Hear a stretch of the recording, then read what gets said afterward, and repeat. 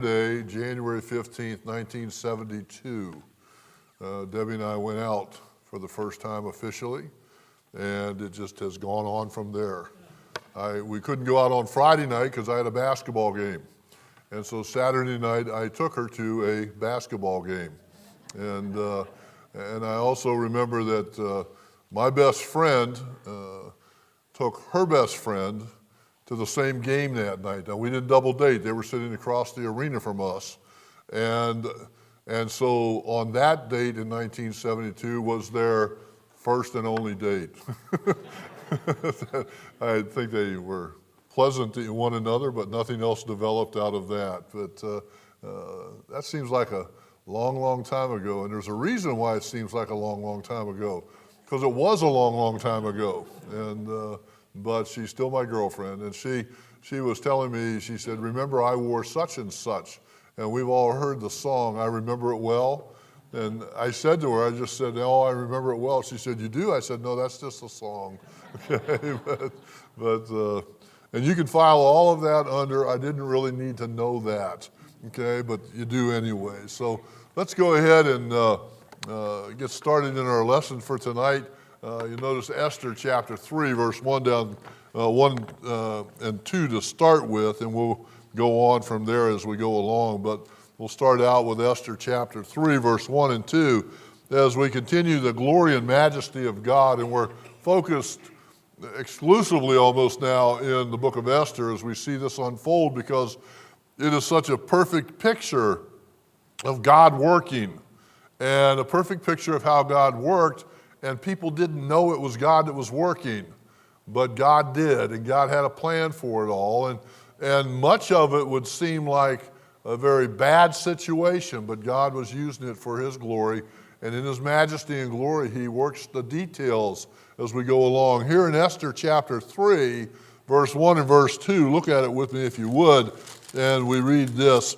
After these things did King Ahasuerus promote Haman, the son of Hammedatha, the Agagite, and advanced him, and set his seat above all the princes that were with him. And all the king's servants that were in the king's gate bowed and reverenced Haman, for the king had so commanded concerning him. But Mordecai bowed not, nor did him reverence. Let's pray. Father, thank you again for the time to gather tonight. Thank you for the time we have to really, I hope, Lord, what we're doing is we're basking in your glory and in your majesty as we watch you work. I pray, Father, that it's not just from afar in a reference from a passage of Scripture that perhaps we're familiar with, but I pray, Father, that it's a reminder to us of how you work daily in our lives, sometimes unseen, sometimes unbeknownst to us. But, Father, thank you that you work and that you're working. And I pray, Father, that again we would bask in that and we would rejoice in it. Bless our time now, we ask in Jesus' name. Amen. As we look here at the introduction we saw in the last lesson, and really several before that, but Esther is now queen, and we saw that last week. Mordecai has been elevated in his place of service in the palace. And we don't know just exactly what Mordecai did, but he was there, and he was not, we can read about the rich man and the beggar, and how the beggar sat by the rich man's gate and took scraps off his table. That's not Mordecai. Mordecai was there in some capacity and was there in that kind of a sense. We saw as well that Mordecai had overheard and uncovered a plot to kill the king. And he reported it. He reported it through Esther. But Esther then carried that news to the king. Those two that were looking to overturn the king, kill the king really, were captured. They themselves were executed for it.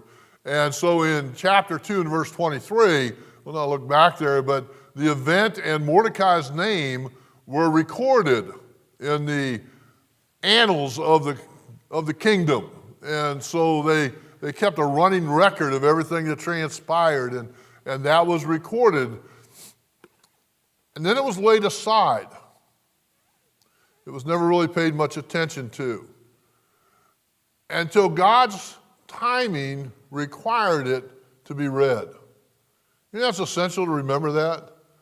Sometimes we wonder why something isn't recognized or something didn't happen or why didn't this happen then. You know, somebody may be looking at maybe a job opportunity and it doesn't come along, and so they're disappointed and they're downcast, only to find later that a much better job opportunity comes along. And if they'd have taken that first one, the second one wouldn't have come. And God works those ways. And really the essence of trusting God in everything is to, I don't mean this to sound like we're being wise about it, but just get out of the way and let God work. And if we trust him, that's what we'll do. We'll look and we'll say, God, this is yours. You're in charge here, and we're just going to let you do what you want to do when you want to do it and trust you in it.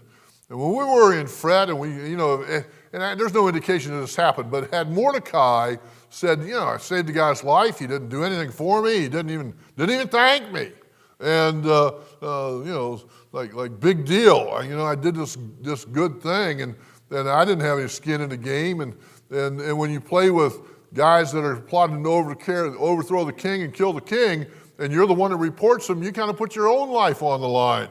And, I did this, and he didn't even say thank you, no reward, no nothing, because it was all in God's timing. And when it was time for that to come about again, it did.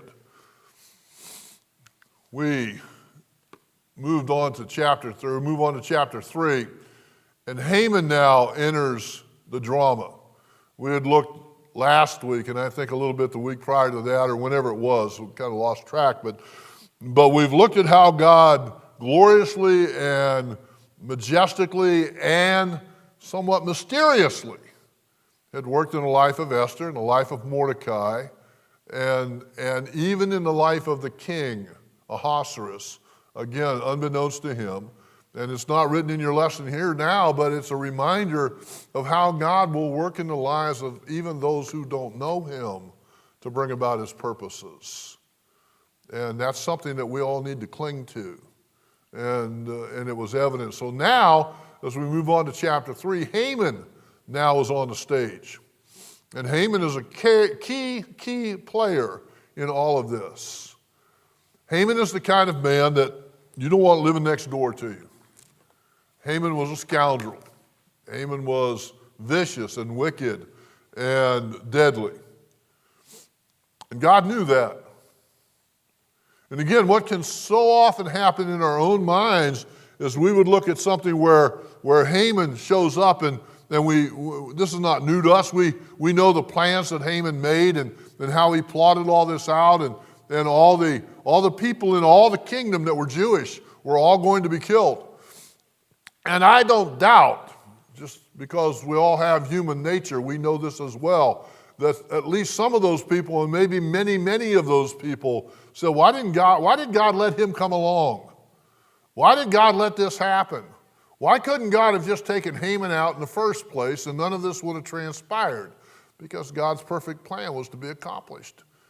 And to see it accomplished in his timing and in the perfectness of it, realize today that all those Jews who were saved by God's grace as he dealt with Haman, and they saw all of that, had God somehow eliminated Haman long before the fact, who would have known it?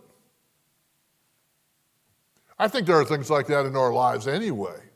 I think there are things that happen in our lives that we don't know about, where God has intervened. But isn't it wonderful when God allows us to see what he's doing or what he's done? And that was the case here. And all the Jews and all of the kingdom of Ahasuerus, had Haman been dashed early by some freak accident, by some happening where maybe Haman got sick and died, the grand majority of people in the kingdom would have never known who he was.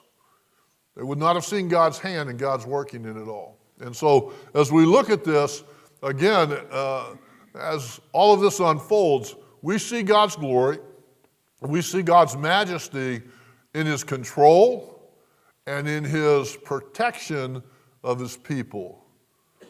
Again, not to jump ahead, although we're going to jump ahead, we know that Haman had planned to have first Mordecai and every Jew in the kingdom killed. That was his plan. God, in his control and protection, kept all of that from happening. Now, I don't doubt that because of attrition, probably some Jews in the kingdom died during all of this. But there's no indication that any of them died at the hand of Haman. And God's protection and God's control was evident in all of that. So we look on here at verse 1. The stage is set. Verse 1, look at it again. After these things did King Ahasuerus promote Haman, the son of Hammedatha, the Agagite, and advanced him, and set his seat above all the princes that were with him. But it starts out and it says, after these things. These are all the events, these things are all the events that we see here in chapters 1 and chapter 2. We see the feast that Ahasuerus gave and the humiliation that came about because of the actions of Vashti and his wickedness and even precipitating that, and how Vashti was banned. She was banished. And in her banishment, then the other guys, the other close associates of Ahasuerus, they came up with a plan by which a new queen would be chosen. And you'll recall that the finest maiden in each of the provinces were brought, and they were all lined up. And not lined up, but there was a process by which Ahasuerus, the king, looked at each and every one of them to choose his next queen. And he chose Esther, not by happenstance. All this transpired. And so when it says, after these things, God has set the stage, and now we see it proceeding. All of those things, all of those happenings were used by God to put Esther in a place where she was there for the protection, preservation of God's people. That's why Esther was there. Again, we all know the famous line in the book. We all know how Esther said it, or rather Mordecai said it, that God has brought you into the kingdom for such a time as this. You know that can be said of every single one of us. We don't look at ourselves and say, well, I'm going to be like Esther. I'm going to go bravely into the king, and if I perish, I perish. But God knows exactly where we are, when we are, and why we are. And that's all part of his plan. And we relish that. We should rejoice in that. We look on here, point B, as we're looking again at verse 1 in chapter 3. And these things did King Ahasuerus, after these things rather, did King Ahasuerus promote Haman, the son of Hammedatha, the Agagite. Again, God's providential hand is evident for everything to work according, and we have the privilege. I mean, God gives us this privilege biblically. We have the privilege when we read the book of Job of knowing how it ends. I heard a guy say this one time. He said, sometimes I worry, sometimes I fret, but hey, I've read the back of the book, and we win. Okay. Any of you here back of the book readers? You get a book and you read the back of it first? Good, a couple hands going up, yeah. Kind of ruins the story. No? Okay. We have that privilege in Scripture. We know how Job ends up. We know why everything that happened to Job happened. He didn't, but we know why. We know why everything that happened in this account in Esther, we know why all these pieces are falling into place. They didn't, but God's working. And so Ahasuerus promotes Haman. No doubt, from what is seen later, there was some self-promotion on the part of Haman as well. He was a good salesman of himself. He knew how to wiggle in. He knew how to promote himself, how to get his foot through the door, how to probably make empty and false promises. And I can see him, the word that we used to use and still hear occasionally, we could see him just schmoozing away with Ahasuerus. Boy, King, you look sharp today. Wow, King, that's a wise move. And I can see why you're king. And that self-promotion just by keeping a civil tongue on Ahasuerus' boots is what it would amount to. And he self-promoted himself. That was redundant, but we know that as we look at even later on in the book, and we see how he is pumped up and puffed up and has all these grandiose plans and even lies a lot. We see here further, when you look at verse 1, it says, Haman, the son of Hammedatha, the Agagites. Hammedatha was a Syrian name. And I doubt that anybody in here knows anybody by that name. If you do, let me know that. I'd be interested in meeting them as well. But they were all descendants of Agag. And in 1 Samuel chapter 15, the Agagites, Agag, they were the enemies of God. And Saul was commanded by God to slay them, to slay Agag. And he didn't do it. And now here we see all this time later that this now has become a people, and a people who are the enemies of God. It's interesting, and if you've never done this as a study, it's interesting when you look in the Old Testament and you see people who you can see where they started and what came out of that. Look at Lot, and Lot had the incestuous occurrences with his daughter, and 2 sons were born, and both of those sons fathered people who grew into a large group of people who were all the enemies of God. When we don't do what God tells us to do, sometimes there are consequences that you and I may not live to see, but they will come. And that certainly is the case here. Saul was commanded to handle it rightly, and he didn't. Deuteronomy chapter 25, 17 through 19. Would somebody read that for us? Deuteronomy chapter 25, verse 17 through 19. Anybody got that real quick? Deuteronomy chapter 25, 17 through 19. Go ahead, Michael. Remember when Amalek did unto thee by the way, when you were come forth out of Egypt, how he met thee by the way and smote the hindmost of thee, even all that were feeble behind thee, when thou wast faint and weary, and he feared not God. Therefore it shall be, when the Lord thy God hath given thee rest from all thine enemies round about, in the land which the Lord thy God giveth thee for an inheritance to possess it, if thou shalt blot out the remembrance of Amalek from under heaven, thou shalt not forget it. Okay. We see here, as we mentioned in the lesson, we see the attitude of the Agagites, the Amalekites, interchangeable, the attitude they had toward God and his people. They hated God. They hated God's people. They wanted to destroy God. Yes, sir? Although Saul did not kill Agag, Samuel hacked him to pieces. Yes. Without God's order. Yes, he did. He did. But the fact is there still was disobedience, and we've got a people here who are the enemies of God. You and I don't face that kind of,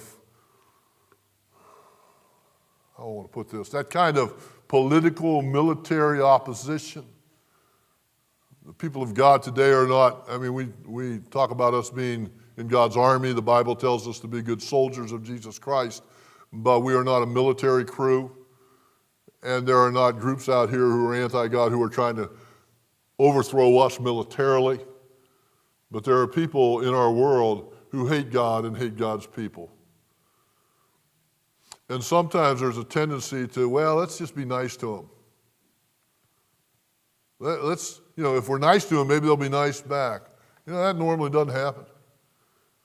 I can remember bullies in junior high and high school and elementary school, and I never saw one bully that if somebody walked up and said, hey, you having a good day today, that he changed. Yeah. I can remember some of them that probably would have said, yeah, I am, but you're not. Pop. Okay? And God's people need to stand for what's right. We need to stand for God. We need to stand for His Word. And we need to recognize that the enemies of God are the enemies of God. That doesn't mean they can't be reached for Christ. And that ultimately ought to be our goal. But what we find here is these people had this attitude of hatred, detesting, and longing to destroy God and His people. And this is where we find ourselves now. And Haman is one of them. We look on here at verse 3, or verse 1 in chapter 3, and it says that he advanced him and set his seat above all the princes that were with him. He set his rank, and Haman is second in command in the kingdom. He rose that quickly. Again, through self-promotion, he showed himself to be something that Ahasuerus liked to see, and he rose to the position of second in command in the kingdom. Now, I know that all of us would think instantly of Joseph also being the second in command in Pharaoh's kingdom.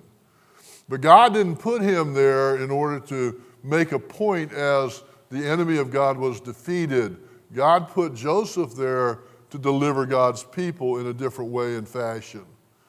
And all those things that were negative things, that were hard things that happened to Joseph, all those things were part of the package that elevated him eventually to that place where, because of the wisdom God gave him and his steadfastness in his testimony that brought him to that place under Pharaoh, because of all of that, he was able to spare his family, and the nation of Israel grew out of that. And it's all God's working. And we're not going to spend time talking about Joseph. We know the story, other than to say this, that there's no indication that Joseph ever said, man, this isn't fair. This isn't right. I shouldn't be a slave here in Potiphar's house. I'm Joseph. I shouldn't be here. This isn't right. And then when Mrs. Potiphar lied upon him and he was thrown into prison, and you don't find any evidence of Joseph saying, she's the one that ought to be in prison, not me. She's the one that did wrong. She was the one that had wrong designs. I tried to do what was right, and look what it got me. Look where I am now. No indication of that.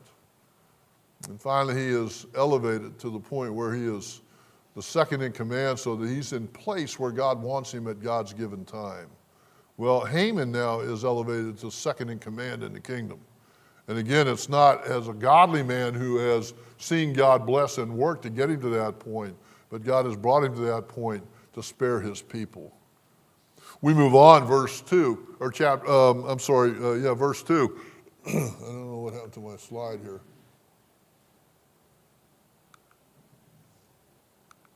There we go. Verse 2, the arrogance of Haman. The arrogance of Haman. Verse 2, look at it. It says, and all the king's servants that were in the king's gate bowed and reverenced Haman, for the king had so commanded concerning him. But Mordecai bowed not, nor did him reverence. Haman is enjoying this. Haman is eating it up with a spoon, so to speak, that as he walks, people are bowing down to him. Others were reverencing him, as we see here, by the decree of the king. And Haman actually is to the point, and I think very much so in his own mind, where he's being treated as deity. This is Haman. I sometimes look at Ahasuerus and I think, like some of the kings we see in the Bible, I don't know that Ahasuerus was all that bright. I mean, when you look at how everything happened with Vashti, and she made him a fool, and so the other guys talk him into something and make him a fool, and now he has elevated Haman to the point where everybody's bowing down before Haman. You would think that Ahasuerus would think at some juncture, I got to get rid of this guy. I'm the king, he isn't. You'll recall when Joseph ascended to second in command in Egypt, that Pharaoh told him, he said, you have control over everything except my house and my throne. I'm still Pharaoh. Well, Ahasuerus is just watching all of this, and we see other indicators as we go through this account where Ahasuerus just didn't seem that bright. And again, that's just an observation. There's no Bible verse that says, and Ahasuerus was dumb. Okay, we don't find that. But this was decreed by the king, and Haman is to be treated as deity. And that treatment of deity, again, was commanded by the king. So these people were being obedient to the king as they bowed down before Haman. Haman, in his arrogance, would have eaten it up again with a spoon, without recognizing that the only reason they're bowing down is because the king told them they had to. But that's what they were doing. And then we come as well in verse 2, but Mordecai bowed not, nor did him reverence. Jews would bow to royalty out of respect for their office. They would not bow to presumed deity. They would only bow to God when it came to deity. So here is Haman being treated as deity, and Mordecai is not going to bow down to him. But we don't find Mordecai actually saying the words, but Mordecai in essence is saying, I will only bow down to God. I'm not bowing down to you. And he refused to do it. And they certainly would not bow down to an avowed enemy of God, such as Haman. I want to challenge us a little bit, folks. I'm not going to go into a long sidetrack on this, but we need to be careful that we don't look at those who are the enemies of God and give them any credence in supposed wisdom, supposed knowledge, supposed adoration. And Mordecai looks at Haman, and I think Mordecai knew exactly what Haman was, and he knew what he wasn't, and he wouldn't bow down. He would not give him any reverence, any reverential treatment. We don't have it recorded, but whatever the conversations might have been between Mordecai and Haman, I'm sure that they were not kind and friendly words. And at some juncture, Mordecai perhaps even said to Haman, I will not bow down to you. It's tantamount to the apostles saying we ought to obey God rather than men. Do people see that in us? Do they see a kindness perhaps, but an allegiance to God that's unshakable, that is fitting in every circumstance? And that's what's to be the case. And we see that here when we look at the arrogance of Haman. So we come to verse 3, down through verse 5. Haman's anger is stirred. It doesn't take much to get somebody who's arrogant to get them angry. If they feel like you're not, if not physically bowing down, but you're not recognizing who they are. Charlie's not here tonight, but he's told the story of stopping a bus one time when he was still a state patrolman down in South Florida. And his bus was speeding. And so he pulled the bus over. And if you know Charlie well enough, this is very typical of Charlie. He pulled the bus over, and it delayed the trip of these 2 or 3 buses that were traveling together. And a man got off the bus and walked up to Charlie and said, do you know who I am? And Charlie said to him, yes, Mr. Shula, I know who you are. Now, if you don't get back on that bus, I'm going to arrest you. And Charlie, in essence, was saying, yes, I know you're Don Shula, but that doesn't matter. This is my authority, this is what I'm supposed to do, and this is what I'm going to do. Okay? Well, I think that's where we are with Mordecai as well. And as Charlie's told that story to me several times over the years, it's kind of clear that Don Shula wasn't real appreciative of that. I don't think Charlie got Christmas cards from Don Shula as the years went by. He was angry. Why? Well, don't you know who I am? And that's kind of the attitude of Haman. And so Haman's anger is stirred. We look at verse 3, and we haven't read it yet, so look there if you would. Verse 3 says, then the king's servants which were in the king's gate said unto Mordecai, why transgressest thou the king's commandment? Now we've titled this section, point A, others were watching and asked Mordecai, why he wouldn't bow. Why he wouldn't bow. We don't see here Mordecai's direct answer. But I happen to believe that he probably gave one. And it probably was something along the lines of, because I only bow to my God, and I won't bow to Haman. Now, did he say other things about Haman and that? I don't know. We're speculating on the whole shot there. But they saw what he was doing, and they asked him about it. Do we ever forget that others are watching our lives? When we mention here Matthew chapter 5, verse 16, let your light so shine before men that they may see your good works and glorify your Father which is in heaven. But what about other things that they see? Because they're watching. And you know, when the Bible tells us that we ought to always be ready to give an answer for the hope that's within us, that's not just a quick Bible answer to a Bible question. That's not somebody just saying to us, how come you believe that Jesus is the Son of God? Well, here are the verses that tell me that. That's good. That's important. But what if somebody asked you and said, you know, I noticed that you're not out on the golf course on Sunday mornings. Why not? Well, because I'm a believer and I'm in church on Sunday mornings. That's, first of all, authenticating the fact that people are watching. And secondly, it's giving a right response as to why we're doing or not doing what we're doing or not doing. Okay? That's what's happening here with with Mordecai. Mordecai's not bowing down. So the others, and it says here, the king's servants which were in the king's gate said unto Mordecai, why transgresseth thou the king's commandments? Why aren't you doing what the king commanded? There are times in all of our lives, there are times in any Christian's life, where we have to make a decision, am I going to obey God or am I going to obey man? In fact, those situations come up frequently.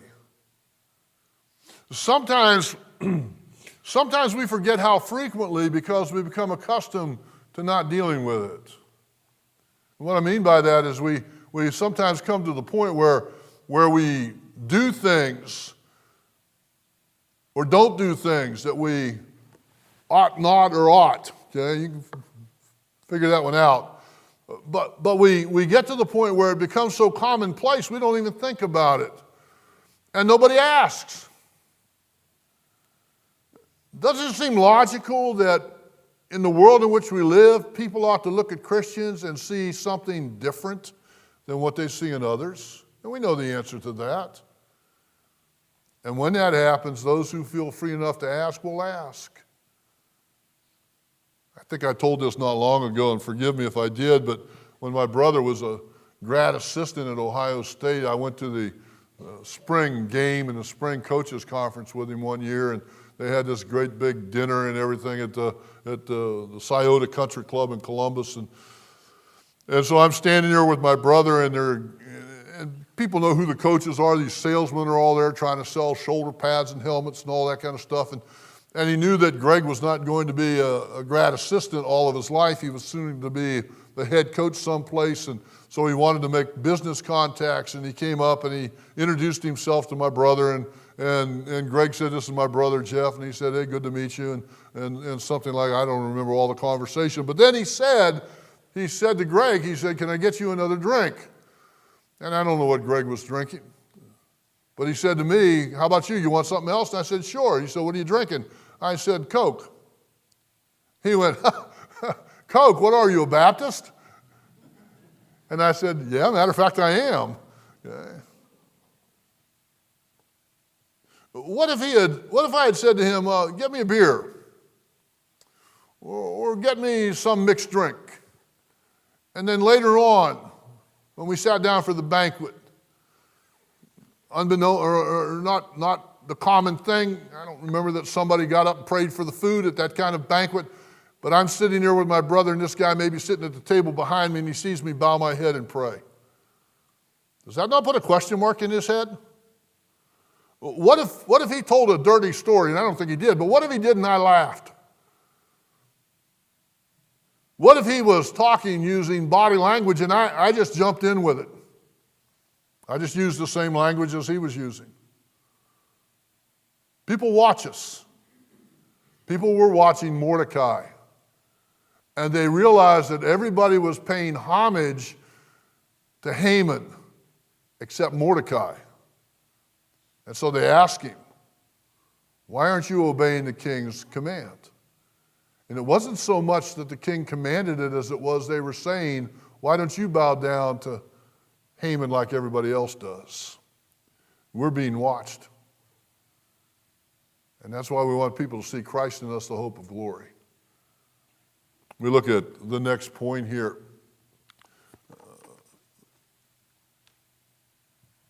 Point B, in verse 4, look there if you would. It says, now it came to pass, when they spake daily unto him, and he hearkened not unto them, that they told Haman to see whether Mordecai's matters would stand. For he had told them that he was a Jew. Now that tells us that he recognized when they asked him, he explained it. To what detail we don't know, but he said, I'm a Jew. They knew he was Jewish. Why? Because he told them. And as this continues to go on, and you look there again, and it says, now it came to pass when they spake daily unto him. So if every day they said, still not bowing, huh, Mordecai? Still sticking to your guns, huh, Mordecai? Still think that you don't have to do what the rest of us have to do, eh, Mordecai? You look back here at your lesson. He had told them that he wouldn't do it because he was a Jew. So what did they do? Well, it says they went to Haman and they told Haman to see if the excuse, and we put it in quotes here, would stand. And what that literally means is this is a valid excuse. Is he able not to bow because he's a Jew? Is this valid? Are you, Haman, going to let this go by?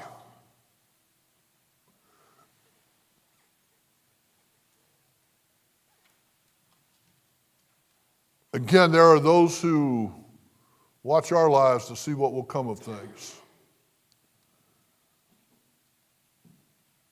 They'll watch our lives to see if things play out the way they want them to. There are probably many in this room who have, self-included, worked in the world. And in that working in the world, because you want to stand for what's right and do what's right, you've been criticized, perhaps lied about, perhaps false accusations have been leveled because you want to do right. These guys have now gone to Haman, and again, we're not told exactly what they said, but they want to find out if Mordecai's matters would stand, if his reasons would stand the test, if they had validity to them. And I suspect probably they were kowtowing to Haman at the point that they told him about it, in a way that said, hey, Haman, guess what? You know Mordecai over here, every time you walk by, he doesn't bow. And I think Haman was already aware of that, but if you look at verse 5, and we see it evidenced here in verse 5. Where am I here? I'm sorry. Yeah, in verse 5, note the difference between the others in verse 3 and Haman. In verse 3, we say here, then the king's servants which were in the king's gate said unto Mordecai, why transgresseth thou the king's commandment? Why are you doing this? When we look at verse 5 and we read this, and when Haman saw that Mordecai bowed not, nor did him reverence, then was Haman full of wrath. In verse 3, they ask a question. Now, we could look and say, well, one of the reasons is they had no authority beyond that. So if they got angry, so what? But they ask a question. In verse 5, when Haman saw that Mordecai bowed not, nor did him reverence, Haman was full of wrath. His anger was high. He was hungry for blood and revenge. He was looking now for a plan by which he would eliminate this Haman. And since Haman was a Jew, and Mordecai was a Jew, and Haman was of the lineage of those who hated Jews, well, it just carries from there. You know, he's just one of the, now we don't see this recorded, I realize that, but he's looking, and I think we can suppose some things, that he's saying he's just like all the Jews, and they all need to die. And Mordecai is going to be the first, and he's going to be the one that dies the most glorious death to elevate myself. That's what's transpiring here. And again, the thing that we want to bear in mind as we go through this lesson is not the goriness of Haman's plans, not even the grit of Mordecai, but the fact that God, in his glory and his majesty, sees all of this and allows it to play out for his glory. And again, if it does anything in our lives, it ought not make us say, I want to be a Mordecai. World needs more Mordecais. I think we ought to have that kind of courage for the cause of Christ, but if anything, it ought to make us patient and trusting and willing to allow God to work in his time frame and his plan and joyously await it to be accomplished no matter what it looks like today. When Haman was very angry here, he was full of wrath. I don't think Mordecai stood there and said, well, that's good, it's all playing out well. Because he didn't know what God was doing either. But we trust him in the midst of that. And that's what we learn. Okay. We have a business meeting. We're going to go ahead and pray, and then I ask you to stay for that. If you are a member, definitely stay. If you're not, you're welcome to stay. We'd love to have you. But let's go ahead and we'll pray, and then Mark Pate will come. Father, thank you for what we see here. Thank you that through all of this, your hand is so evident, and your working is so evident. And I pray, Father, that we would trust you as we should, as we see in your word how you still work even today. Bless the meeting. Pray that it would honor you.